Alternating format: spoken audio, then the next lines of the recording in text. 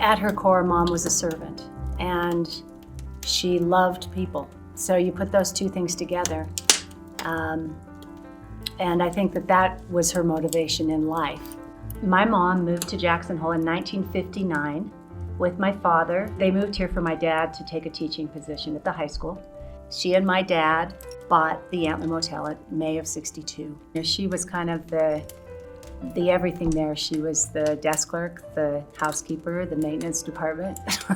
They felt very obligated to work themselves silly because Jackson was not a year-round economy by any means. Businesses would open about June 1st and they would close about September 1st. Clarene and other leaders at the time, they were always trying to figure out ways to extend both ends of the seasons. And one of them was through the arts in our community. I came to Jackson to work at the Jackson Hole Playhouse, and one of my jobs was to come over to the Antler when the tour buses pulled up. We'd jump on the buses and sing a song and invite them over to the Playhouse to see Oklahoma. And she invited us over to do that because she wanted her guests to have a real experience in the Valley so they'd want to come back and have good memories.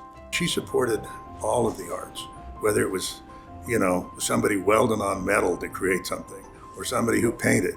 Part of her motivation was probably about helping to drive visitors to town, but then it was also mixed with her motivation of just helping people and creating beautiful things. Clarene was involved with the development of the Center for the Arts in Jackson.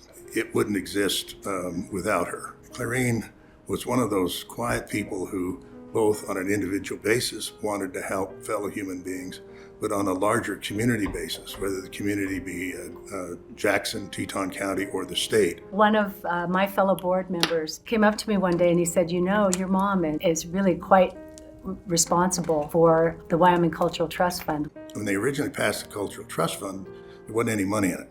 So when you let people know that this was something Clarene had done, that she'd passed that, they were more than happy to put millions of dollars into it. And it has done great things. She was involved in Arts for the Parks.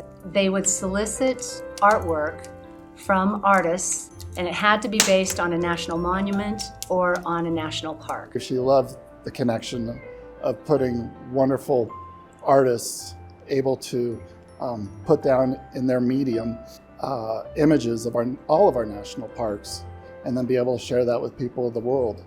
She was fair. She was honest. She didn't play games.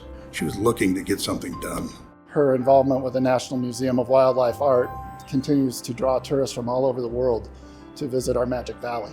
She understood how important art was to a community and how it rounded out and made a community more than it otherwise would be.